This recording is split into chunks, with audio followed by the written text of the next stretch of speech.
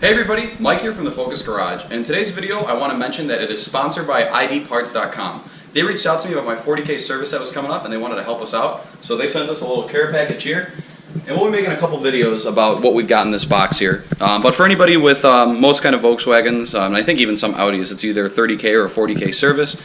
Usually what it's going to entail is a DSG service, which we've got here. We've got the fluid for the transmission. And it's going to be an oil change, and then all of your filters. On this particular vehicle, since it is a TDI, one of the filters you do have to change is the fuel filter. We'll have a separate video specially for that. But in this video specifically, we're going to be focusing on the air filter. And since it's so easy to do on this car, we're going to try and do it in one take here. So maybe we'll pause it, maybe not, but I want to show you guys that you could literally do it in your garage with one tool. So, got the filter itself. MAN is a OEM replacement brand for Volkswagen and Audi, so if you want to go with OEM, you've got that, but any kind of AutoZone or O'Reilly should be able to have it also. But check out idparts.com because they've got all of your selection of filters. The only tool you really need here should be a T25 Torx bit.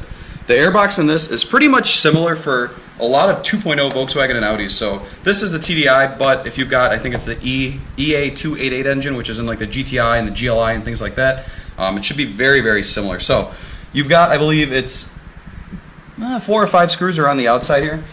We'll see how many we've got. We're just going to go ahead and take them out here.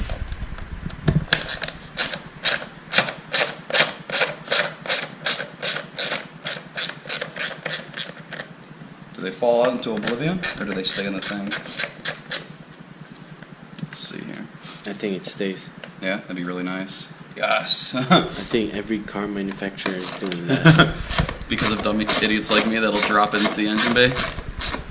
I mean, it's easy for the techs to just like zip it with an electric, right? Yeah.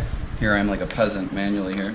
But yeah, I mean, it's pretty easy. It will help a lot if you've got an extension on your socket bit, just because some of these screws are a little bit buried in there.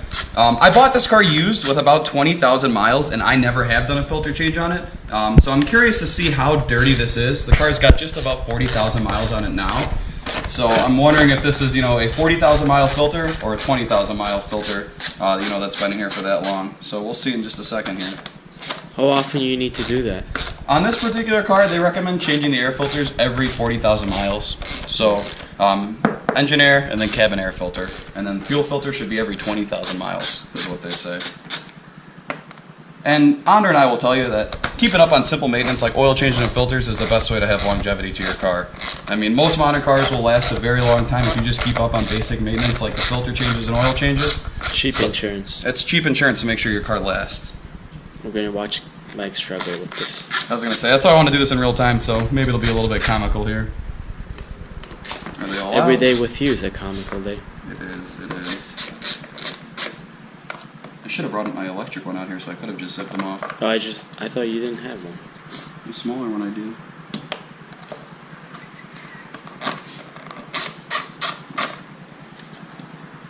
Just snap it off. I think they're really all the way back there. 2 more. I see 2 more back there. Alright, so maybe there is more than 4 or 5 screws. We got 2 more a little bit farther down the clamp here.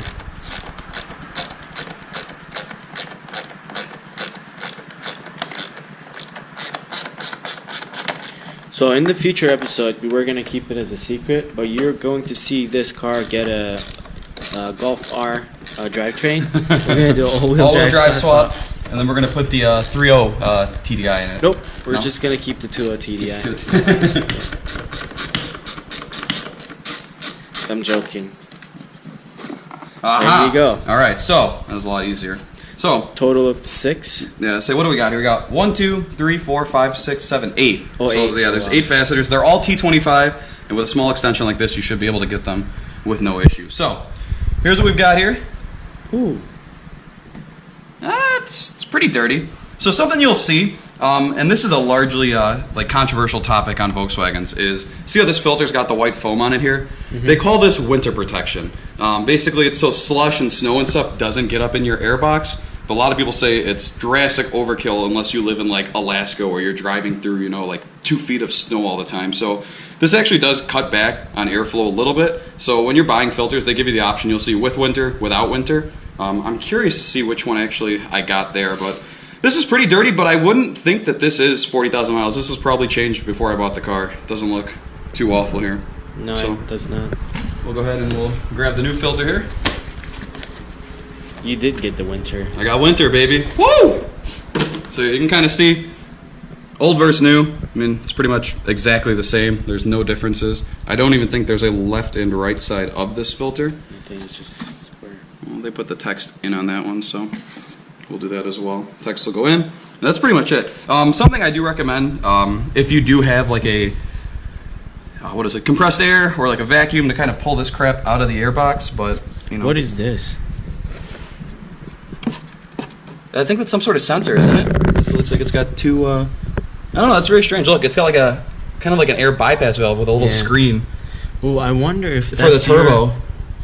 Is it for the turbo or is it for the cabin? That might be fresh air intake for the cabin. That's interesting. Yeah, look, you got this little rubber hose that comes off Like, the intake. It's cast metal, isn't it, that it goes onto yeah, there? it goes into the engine actually. It might be going into the turbo. It might be something That's for so emissions weird. as well. But Yeah. yeah, I've never really seen that on a car before, have you? Anything No, I like have that? not. All right, so go ahead, you just pop the filter in there. Oh no, it doesn't fit. No. Face down. Got to push it in a little bit, make sure you got a nice and secure seal. And this car, it is really easy. There's no kind of plastic snap tabs you have to worry about lining it up. It pretty much just wants to seat right into place. And then you go around and you just tighten down those 2, 4, however many 8 screws that you just pulled out. And that's it. That's all it takes to do the cabin air filter on this car. I'm not going to bore you with watching me tighten down those screws. So I'm going to go ahead and do that. If you guys do have any questions about this, like I said, this is going to be pretty much the same procedure on a lot of modern Volkswagens and Audis. They all use similar intakes. Some cars even have a clamp where you can pop the intake off that way. This one was just a couple screws, pull the up intake out of the way, and you're good. Pop out the filter. And yeah, do that, based on whatever your particular service interval is for your car. Some cars, 20,000, some cars 40,000. I'm doing it this one because of the whole 40,000 mile service that I'm doing on this vehicle. So I'm going to do all the filters. That way I'm good to roll for another 40,000 miles on the car. If you guys have any questions, go ahead and let us know in the comments down below. Make sure to like our Facebook page. Find us all over Instagram and subscribe to the channel. We're real close to 3,000 subscribers. Hopefully by the time this is out, we already have 3,000 subscribers. So thank you. Future thank you. And yeah, this is Mike, and I'll catch you in the next one.